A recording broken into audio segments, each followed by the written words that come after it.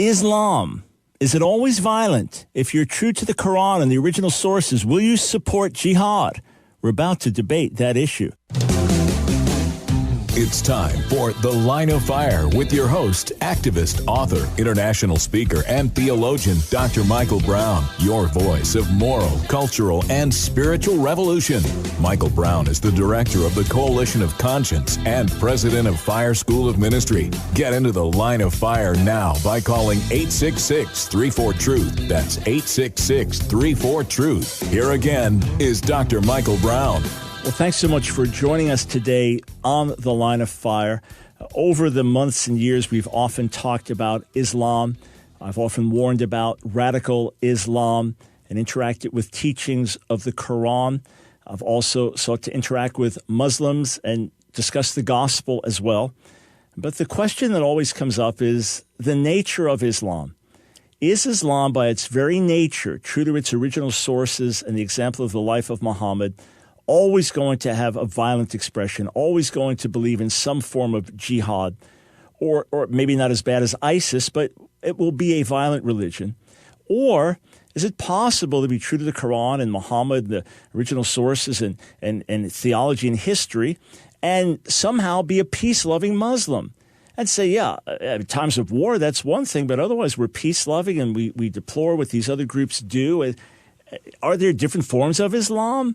That's what we want to discuss today, and I've got two experts on with me. Robert Spencer, the director of Jihad Watch, which is a program of the David Horowitz Freedom Center, author of 17 books, including the New York Times bestseller, The Politically Incorrect Guide to Islam and the Crusades.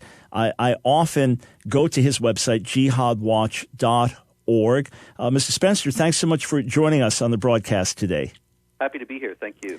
All right, and joining him is Dr. James White. We've been on the first hour talking about an interfaith dialogue he had with a Muslim imam earlier in the year, but now we're focusing on this topic. James White is the director of Alpha and Omega Ministries, the author of many books, and most particularly what every Christian should know about the Quran. James, Dr. White, welcome back to the show.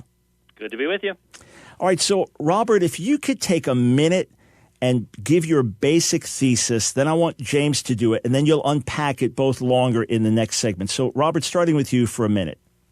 Absolutely. While it's certainly true that not every Muslim is waging jihad or ever will wage jihad or needs to wage jihad in Islamic theology, the Quran envisions jihad as something that is violent.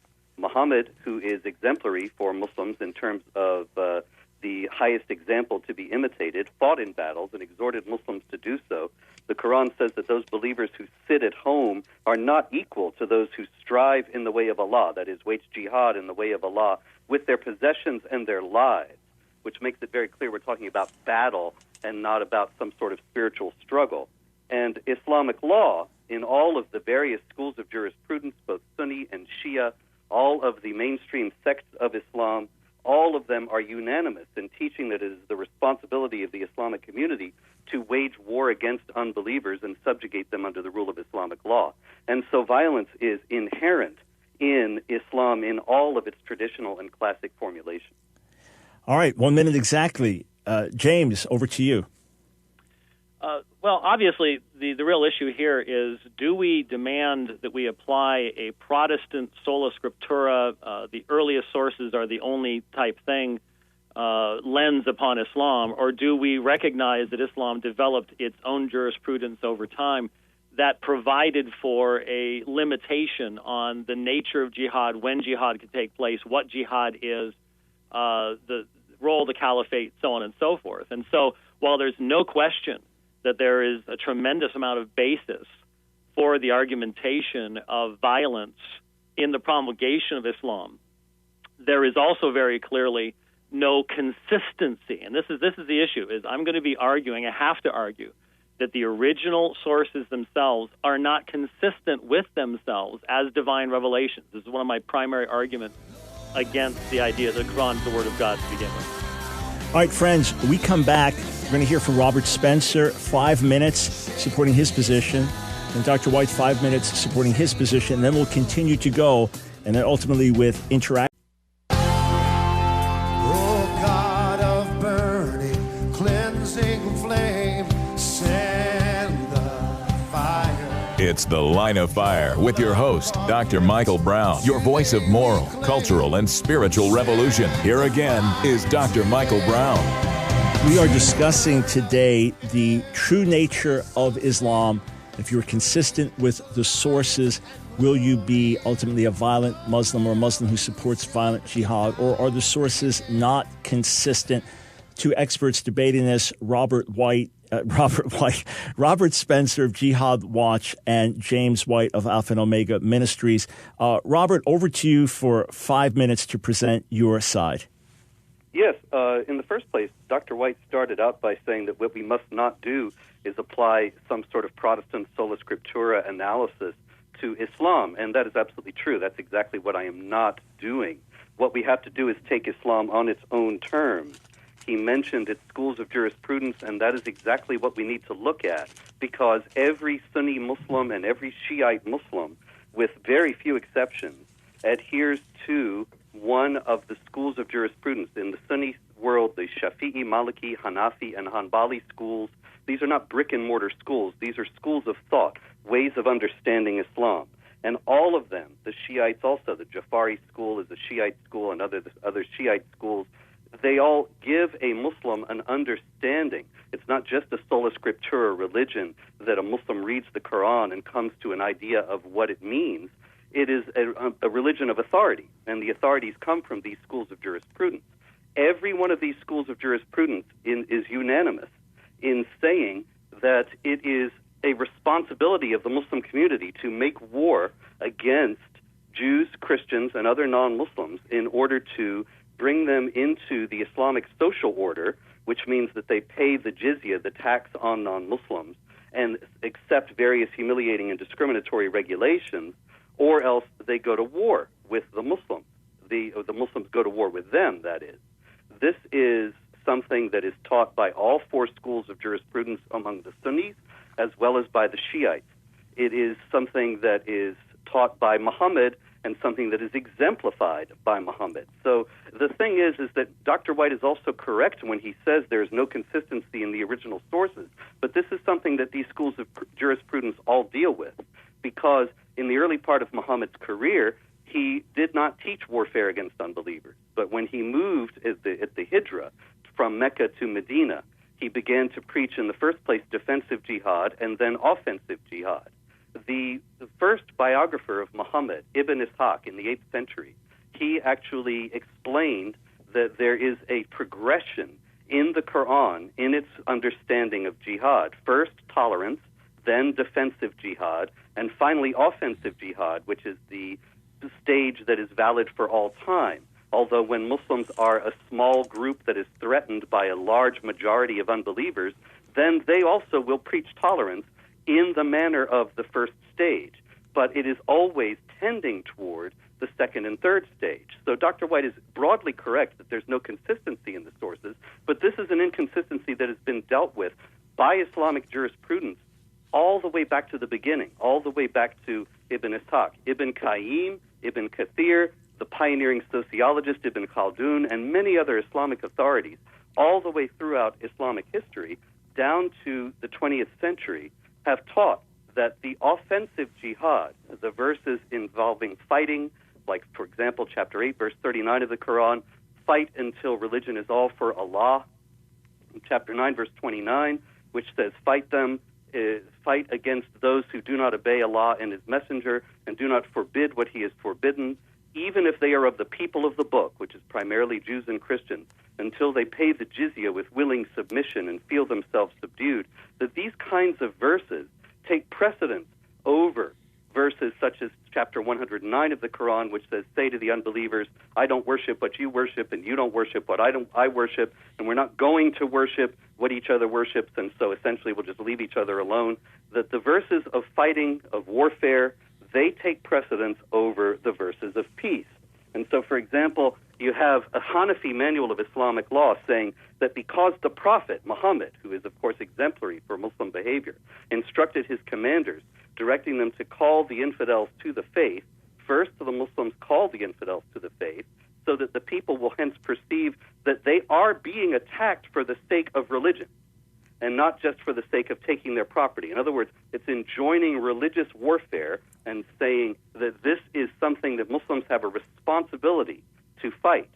Sayyid Abu Alam al-Dudi, the 20th century jihad theorist in Pakistan, said the same thing in his multi-volume exegesis of the Quran, that Muslims have a responsibility to wage war to impose Sharia over the world.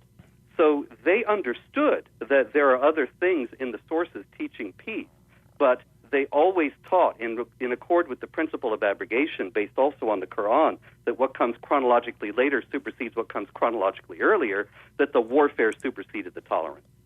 All right. Thank you. Now, Dr. White, back to you. Well, we've already had pretty much everything we need laid out right there, and now we've gotten to the real issue right there at the end, and that is, if we are having to deal with the Islamic sources engaging in prioritizing their materials, saying, well, this has precedence over that. This requires us to utilize the law of abrogation, for example. I have, in my experience, never found the law of abrogation to be applied in the exact same way by almost anybody. It's amazing how easy it is to utilize law of abrogation to basically come up with your own particular perspectives. And whenever a sect arises in Islam, and there have been many of them, they utilize the law of abrogation to reorganize things. The same thing is true with the study of the Hadith. When you start looking at this massive amount of information and you actually start reading the Hadith, you discover very, very quickly that by prioritizing how you're going to view them, by putting one quotation over another quotation, it's very easy to change the tenor and the tone of what you're going to be presenting from the Hadith. And since the Hadith become the lens through which the Quran itself is to be interpreted, and has to be the lens through which the Quran itself is interpreted, for the simple reason that the Quran, being so short and being so non-mubinun, it is not clear in its presentation. You cannot exegete it the way you can the New Testament. You have to have a lens through which you're going to be reading it. And the many, many, many different readings of the Quran that have come about as a result, and the interpretations of different passages, is due to the fact that you can create the lens that you want to create from the Hadith. And so my problem with the entire thesis statement is this idea that there is a quote-unquote true Islam. Who's getting to define that? How do we define that? And that's why I said at the beginning, in listening, for example, to Dr. Qadi, one of the things he said that was fascinating to me is he said, well, the Salafi, the Wahhabi, they basically are like the Reformers. And what they've done is they've gotten rid of all of the later developments of tradition, saying this wasn't coming from those original sources, this wasn't coming from the people that were around the Prophet. And so they've gotten rid of all the things that provided a buffer against this type of activity. And that's why they fight with each other. That's why they can't agree on theology. That's why they're in the mess that they're in, which is very similar to the arguments that Roman Catholics use against the Protestants, and saying there's all these different groups, all these different perspectives, things like that. And so when we say what is true Islam, we have to ask ourselves the question, do you mean what is the view of Muhammad? Well, I don't know that anyone can know that. In fact, Robert Spencer has a book, Did Muhammad Exist? So if you question whether Muhammad existed, I don't know how you can know what he would have thought if he didn't actually exist. So how can we even know? When I read the Hadith, it seems very, very clear to me that we're reading stories that have developed over a tremendous period of time and in different directions. There does seem to be a core of some type of historical element to it, but so much of it develops over time. And again, by looking at it, you can go, well, ISIS, Al-Qaeda, Boko Haram, they're going to look at this strain of traditions in the Hadith, and they're going to use that to create their theology, and that's going to be a very violent theology, no question about it. But then others look at this strain of the Hadith, and they're not going to look at the same way as Boko Haram. The people, for example, who as Muslims desire the education of women, for example, are going to prioritize certain Hadith over other Hadith. The inconsistency of these sources is, to me, one of the strongest arguments against the divine nature of Islam, because you can say the Quran was written on heavenly tablets and sent down during Ramadan, and you can say it's been absolutely perfectly preserved for us. But the fact of the matter is, it cannot define itself. It is not sufficient in and of itself to define itself. And when you add the hadith in, it doesn't help the situation, it hurts the situation. And so I don't believe that there is a quote-unquote true Islam to begin with. I don't think the historical documents can give us a solid enough basis for that. And so since my biggest emphasis is seeking to reach people where they are, then I want to reach them with what their beliefs are and not try to enforce something upon them. All right, friends, we come back. I actually have a question for Robert Spencer and a question for James White, and then they're going to be able to question and cross-examine each other. Stay tuned.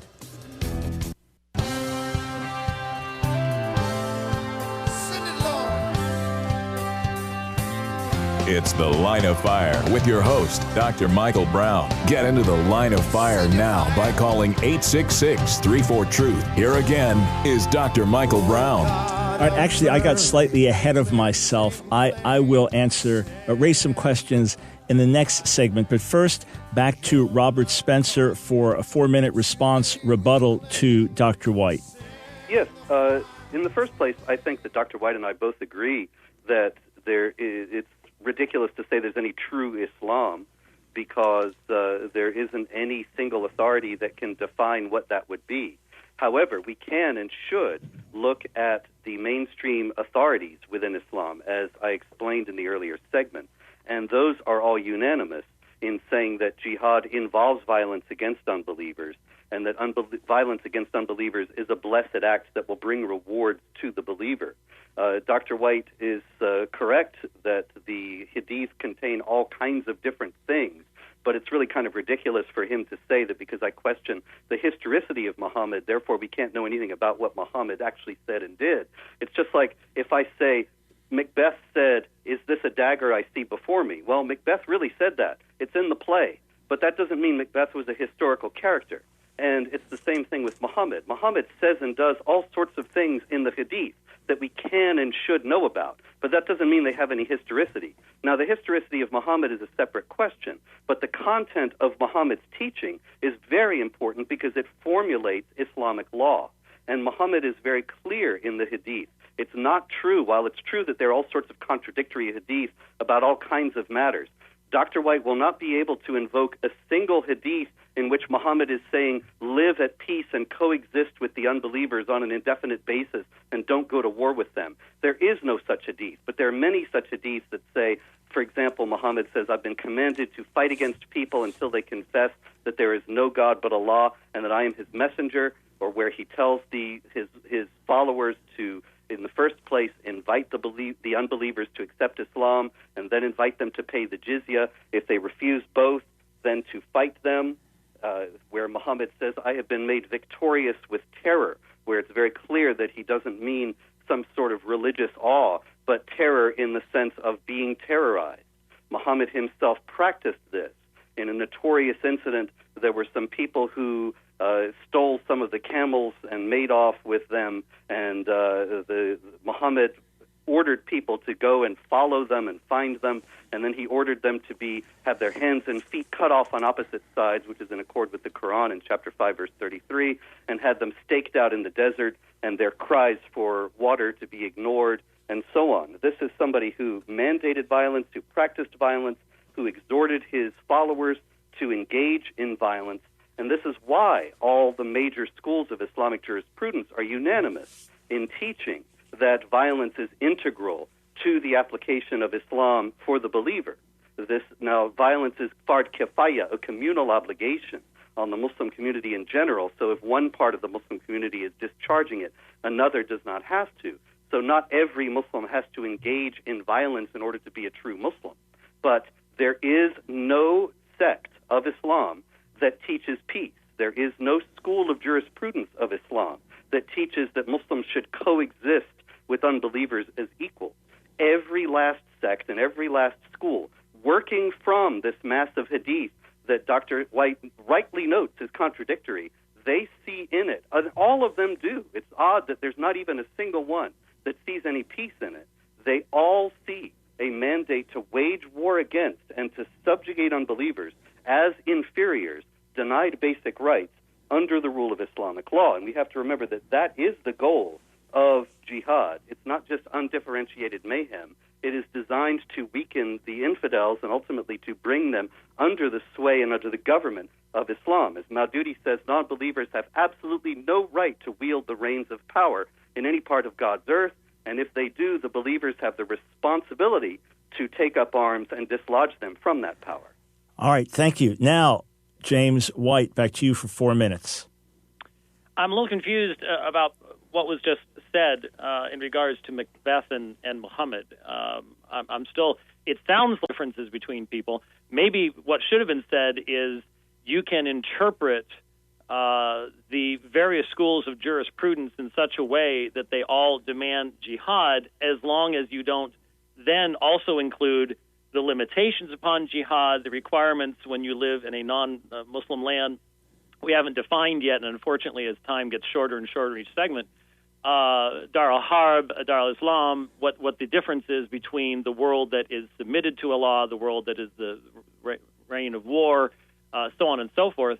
That's unfortunate, but I was completely lost as to the relationship of Macbeth and Muhammad. If Muhammad didn't exist, then what you have is some kind of development over time of what becomes the foundation of the various schools of jurisprudence. Where'd that come from? And if there wasn't a Muhammad, then how could there be such consistency amongst these schools of jurisprudence? Is something that I think we really have to think about. But once again, the question becomes, if we're using laws of abrogation to come up with all of this type of interpretation to begin with, what do you do with the people that you live with today who look at the stories of Muhammad and they emphasize the pre-Hijra stories? So they emphasize the stories when he was a minority prophet, when he himself was seeking religious freedom. Upon what basis are those abrogated? And if they do believe those things to be relevant to their faith today, do you say to them, you're not a true Muslim? Or do you just simply say, well, historically, the large portion of your leaders in the past have not taken the same perspective that you have? Is that then meant to be an argument that is supposed to lead them to, one of two things? I'm not sure. Do we want to actually try to argue to Muslims that to be a true Muslim, you need to become violent?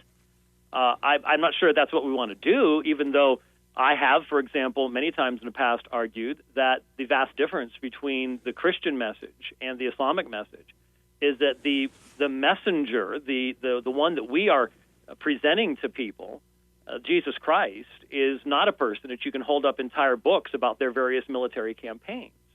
But you can with Muhammad, and that one of the great dangers of Islam is that it has enshrined at least a later understanding of this man, Muhammad, one that I would say evolved over time and not necessarily reflects the original Muhammad if they're, if we could even dig past the various historical developments to get to him.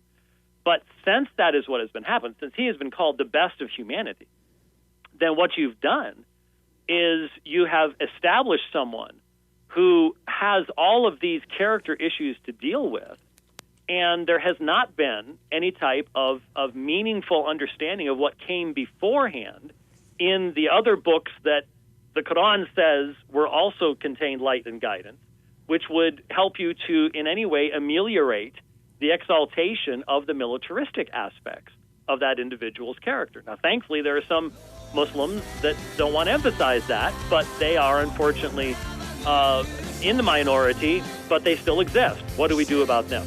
And I keep hearing music right before my time runs out. All right. That's what happens when you go second on a radio show. We come back. I've got a question for Robert Spencer, a question for James White. Then they can go at each other.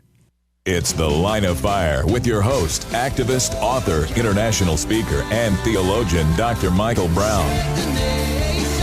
Your voice of moral, cultural, and spiritual revolution. Get into The Line of Fire now by calling 866-34-TRUTH. Here again is Dr. Michael Brown. We are right now in the midst of a very clearly presented debate on the nature of Islam Does it consistently point to violent jihad against unbelievers, or is it inconsistent and there are various expressions of Islam, some of which may be violent, some peace-loving? The former position is being advocated by Robert Spencer of jihadwatch.org, a best-selling author on Islam. The latter position is being advocated by James White of Alpha and Omega Ministries, and also a best-selling author. His book on the Quran for Christians, well known as well. I have a question for Robert Spencer, then a question for James White, and then I want to give them opportunity to cross-examine one another. Robert, when there's an attack in the world that looks like it could be terrorist, I immediately go to Jihad Watch because you seem to know pretty quickly whether it's a terrorist attack or not. And then we'll hear the constant mantra from all the leaders in the West that this is not Islam. I write about it constantly. I often reference Jihad Watch. What would you say to those who see the latest terrorist attack carried out by Islamic extremists who say this is not Islam? Can you take 60 seconds to say what you would say to them? When the attackers themselves make it clear that they are acting in the name of Islam, it's foolhardy in the extreme to pretend that they're not. We should take them at their word. For example, today, a Muslim in an airport in Flint, Michigan, stabbed a policeman in the neck while screaming Allahu Akbar. And the police said, this is potentially an act of terrorism. Well, I don't know what on earth the poor man could do to establish that it's an act of terrorism beyond what he's already done. We need to understand what the jihadis themselves are saying about themselves in order to be able to counter them effectively. And this willful ignorance on the part of authorities, which is designed to keep people essentially complacent about the full magnitude of this threat, is ultimately extraordinarily dangerous and is going to expose us further to the threat because it's not being countered honestly or effectively. Just if you could expand just for, say, 30 more seconds, why do you think so many people get this wrong in the West? I'm sorry, you're almost inaudible there. Why do I think what? Why do you think so many in the West have gotten this wrong? If you could just take maybe 30 seconds. There's a concerted effort by the media and by governing officials to obfuscate terror attacks and to downplay and denigrate, deny outright any Islamic connection to them. And so routinely we see in the mainstream media that there's a guy screaming Allahu Akbar, even quoting the Quran, saying, like Omar Mateen did in Orlando, that he's doing it for ISIS, the Islamic State, and then we read that it's really about something else, that they're mentally ill, that they had family problems, something of that kind. It seems as if there is a very high-level effort to make sure that people do not realize the full magnitude of what is going on in this. So it's somewhat suicidal, isn't it? I'm sorry?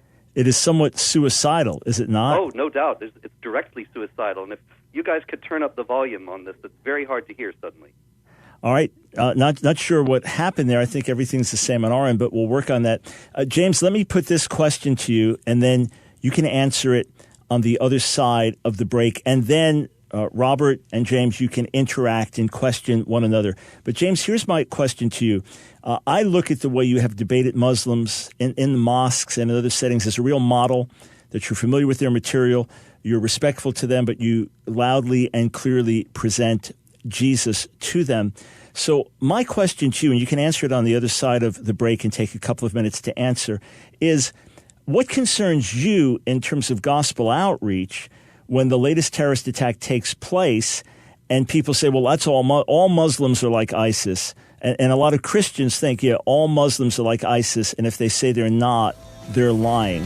So, James, you can answer that on the other side of the break. Take a couple minutes to do it. And then, Robert, your turn to ask James a question, to cross-examine him, and then back and forth we will go.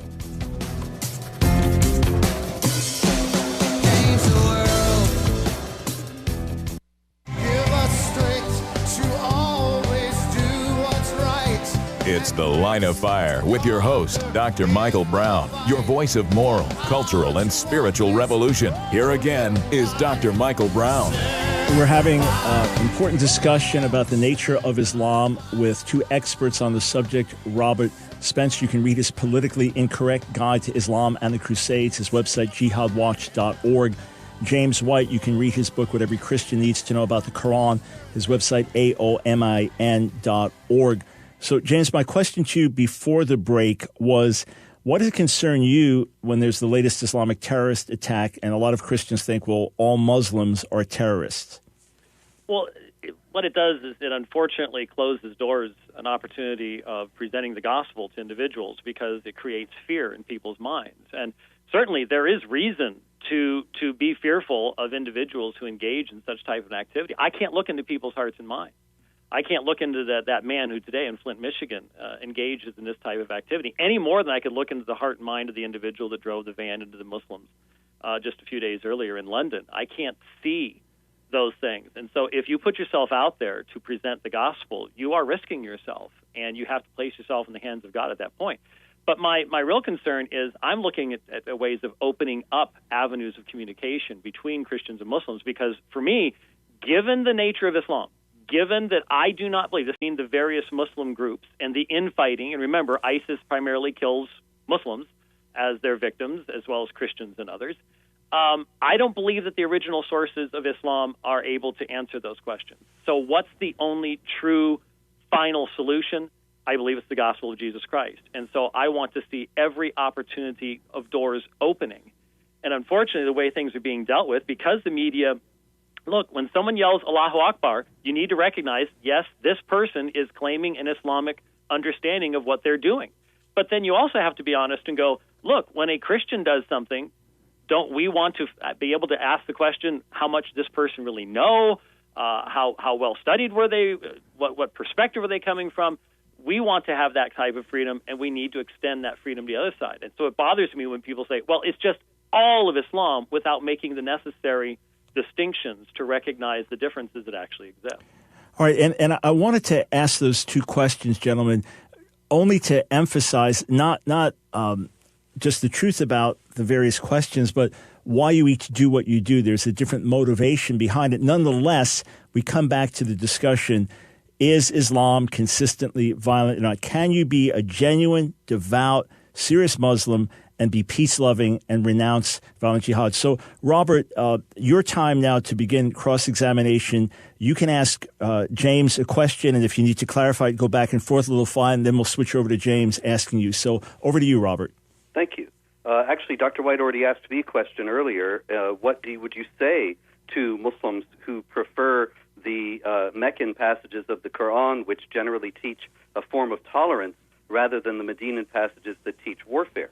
And what I would say to them, and in leading up to my question to Dr. White, is to note that Mahmoud Muhammad Taha, the great Sudanese Muslim theologian, was executed as a heretic by the Sudanese government, which is a Sharia government, an Islamic law, a government according to Islamic law, in 1985 for preaching exactly that. And so what I would ask Dr. White in turn is what would he say, how would he ask those Muslims that claim that they are Meccan and not Medinan Muslims, how would he ask them that how does he propose that they protect themselves from charges of heresy from the mainstream dominant view that Islam teaches violence among Muslims, that is, and that can he name, please, a school of jurisprudence or a sect of Islam that actually teaches peace and coexistence as equals with non-Muslims? Well, there are a number of things there, but I think the very question sort of establishes the thesis of the debate.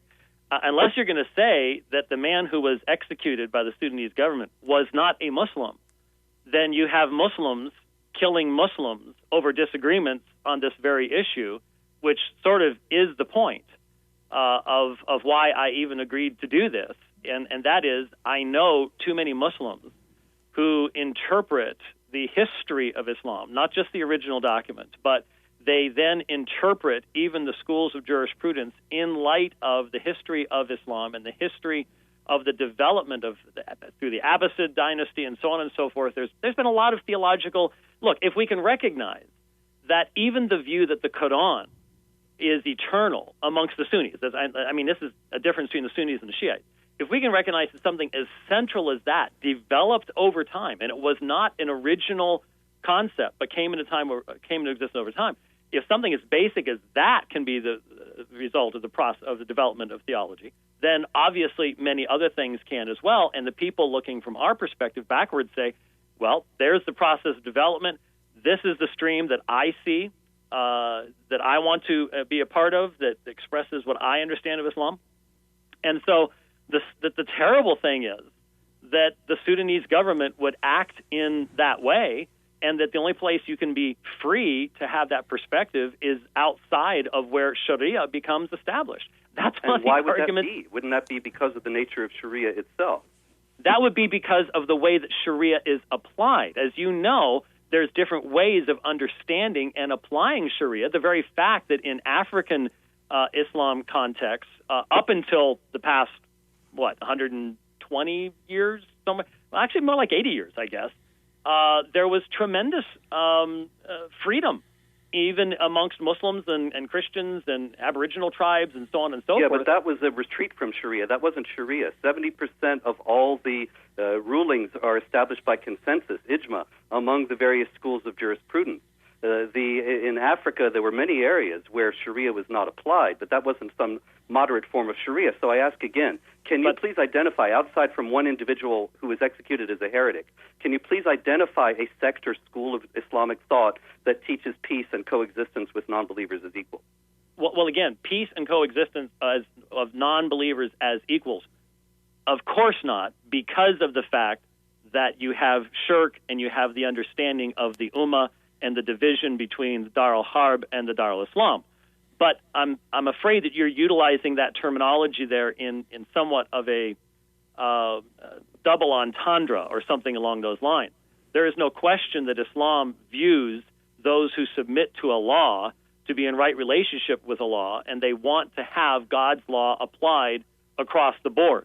The question is there a proper way, or is there any way at all that a believing person can interpret those same historical laws in such a way that they, for example, believe that if you are in contract, if you are a member of another society, if you are under the laws of another society, that you cannot engage in rebellion against that society?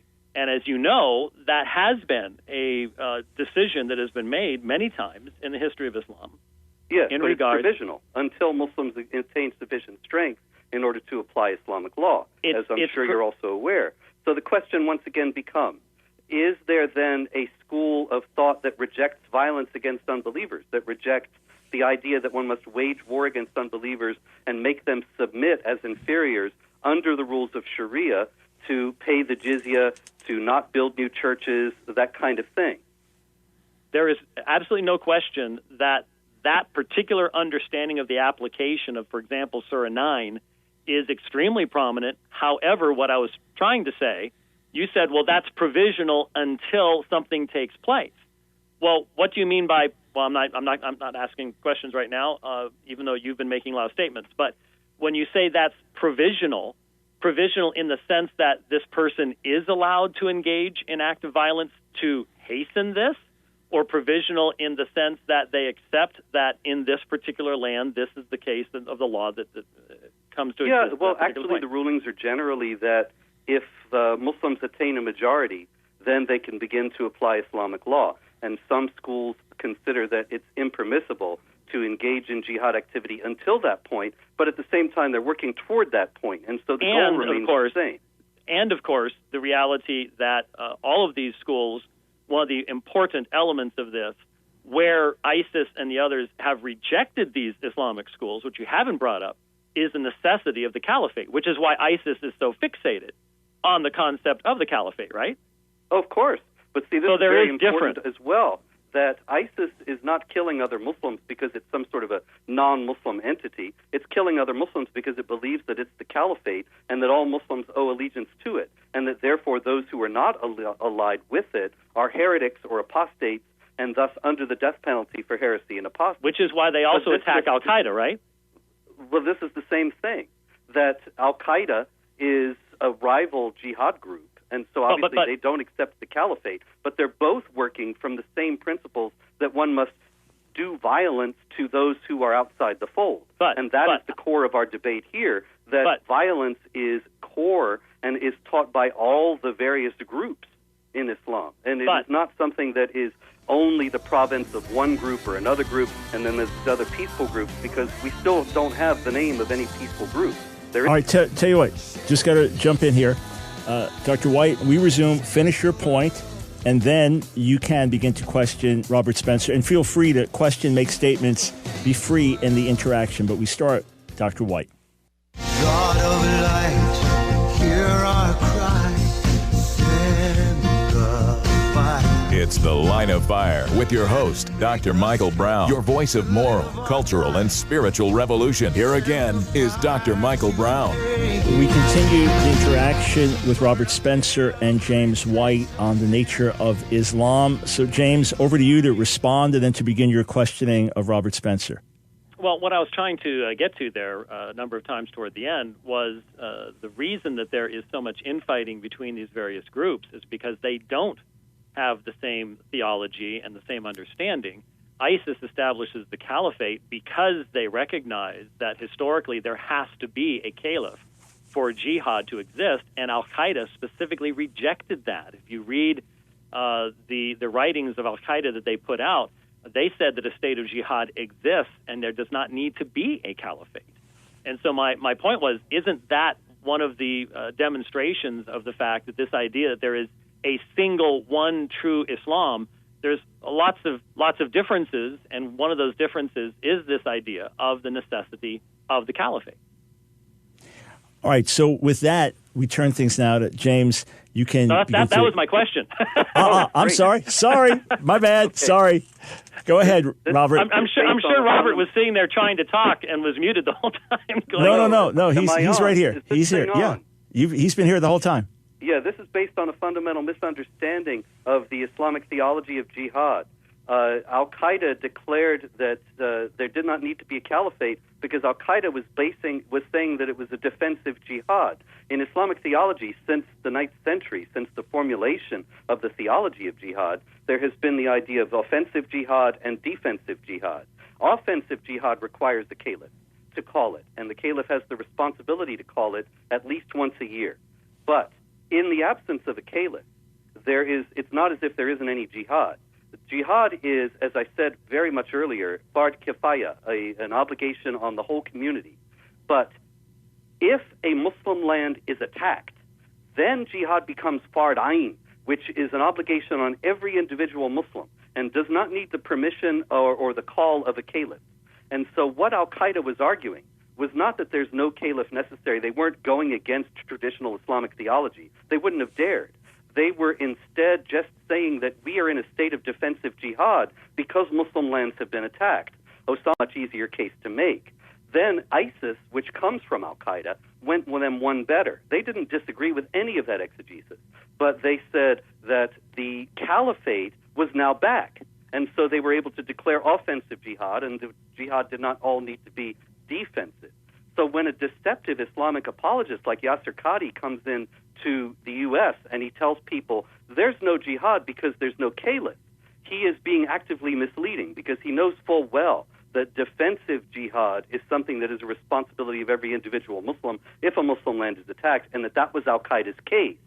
But he fosters complacency and ignorance among non-Muslims who aren't aware of jihad theology by making it seem as if all these various jihads around the world today are illegitimate since there's no recognized caliph.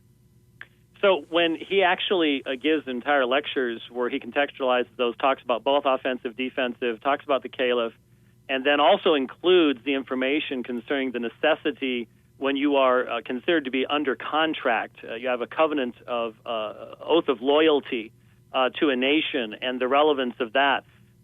Is that just what he's giving to the Muslims, or was I just not supposed to be listening to those things, or how do you have knowledge of his heart and intentions, even when he has to protect he and his family because ISIS wants him dead? I never claimed any knowledge of his heart or intention. That's quite. You just called him a jihadi apologist, didn't you? Yeah, well, that's what he is. That's obvious from his words, from what he has said. But the fact is that ISIS has him on a list because he is affiliated with brotherhood groups. The Muslim Brotherhood is a very large rival of ISIS in wanting to establish a caliphate of its own. They had their big chance in Egypt in 2012, and they blew it when Mohammed Morsi was toppled from power in 2013. And Muslim Brotherhood groups in the United States are quite extensive and active. As a matter of fact, every major Muslim organization in the United States is linked to the Brotherhood. So the Brotherhood organizations in the U.S. are able to fool people very easily by claiming that they condemn ISIS, they hate ISIS, they don't want anything to do with that caliphate, and that's all true. But not because they reject it in principle or reject the theology. It's because they're rivals. They want their own caliphate. And so, of course, they're going to denigrate ISIS, just like Ford denigrates Chevrolet. For some reason, I've taken the time to actually listen to Yasser Qadhi's lectures against ISIS. I didn't get the Ford and Chevrolet thing. What I got was much more theological in regards to historical developments, the idea of the Kharijites and the use of violence, and it wasn't anything about Fords and Chevys. Is that just simply meant to be deceptive? Well, I don't know if maybe you misunderstood my analogy. What I was saying is they're both selling cars. They're both in the same business. They both want the same thing. They're just two rivals who are trying to get to it in different ways. And that's the same thing with ISIS and the Muslim Brotherhood. And so the theological element was just meant to be deceptive? Well, it might well have been. After all, we have to remember that Muhammad said war is deceit, and the Quran in chapter 3, verse 28 says that you can deceive unbelievers. In a commentary on that verse, one of the companions of Muhammad, Abu ad-Darda, says, "We smile in the faces of some people, but behind their backs we curse them." And so that cannot be discounted as a possibility, certainly. But as I say, I'm not claiming to know his heart. The fact is, however, that Muslim Brotherhood is dedicated to the establishment of the caliphate. Groups that Qadhi is involved with are connected to the Muslim Brotherhood. So it's a perfectly reasonable surmise that he has no objection to the question of the establishment of the caliphate in principle. He just doesn't like the ISIS one because it's not in his group, it's a rival group. Would there be anything that could be said from anyone who's ever spoken at ISNA? Are they not automatically, by speaking at ISNA, connected in utilizing your terminology to the Muslim Brotherhood? Well, I'll tell you something. If I went to speak at a group and I saw a big Ku Klux Klan banner behind me, I would walk out. I wouldn't speak. And if a Muslim sincerely rejects jihad, rejects violence against unbelievers, wants peaceful coexistence, why would he go speak at a group like ISNA? So everybody at know ISNA, what it stands for. So everybody at ISNA, from your perspective, stands for violent jihad. I didn't say that. I said that a speaker who comes in, who may have nothing to do with this, but he should know, he has a responsibility to know who his sponsors are, and he sees that ISNA has admitted ties to Hamas and the Muslim Brotherhood, then he should know better than to speak there, unless he wants the association and has no trouble with it. So there's always unanimity of perspective from everybody who's involved in every conference that you speak at. There's unanimity between yourself. No, of course there isn't. But you're okay. I think perhaps intentionally missing the point. The fact is that I am held to very strict standards, as I'm sure you are as well, in this, and that we are always tarred with associations with various people. If you look at the rap sheets on me from various leftist groups, gentlemen, I hate to interrupt, but we're out of time. I wanted to give you both to the last second. We'll post this on our website, thelineoffire.org, and we'll put the audio up on YouTube. Gentlemen, I gave you to the last second. Thank you for joining us.